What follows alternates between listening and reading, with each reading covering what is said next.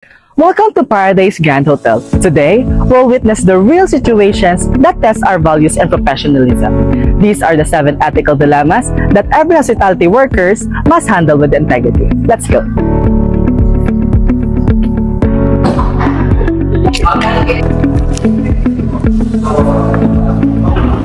Ma'am Kimberly, here's a small token para sure next month kami na ulit ng supplier niyo.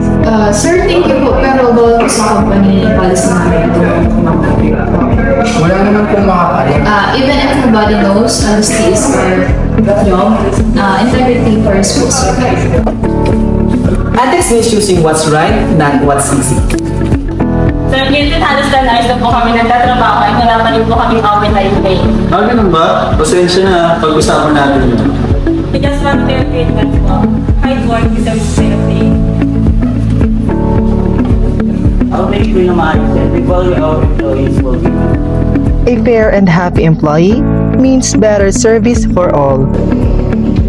Sandali po tayo as a huwag mong ibigay ang credential niya. We must protect the information. Copy and secure system is ang mga password.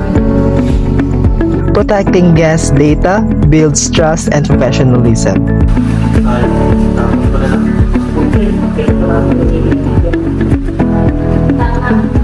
Let's recycle and save resources. Small actions make big differences. Environmental care shows responsibility beyond profit. Hi, good morning. I'm Kenneth. Sir Kenneth, sorry po, overbook na po. But I already paid. This is not acceptable. Since sir, you apologize, sir, we will upgrade your room and we will bring you. Okay, I appreciate your honesty. Honesty turns complaints into opportunities for trust. Ethics first, service always. One is the loneliest number that you'll ever do. Two can be as bad as one. It's the loneliest number since the number one. One is the loneliest number that you'll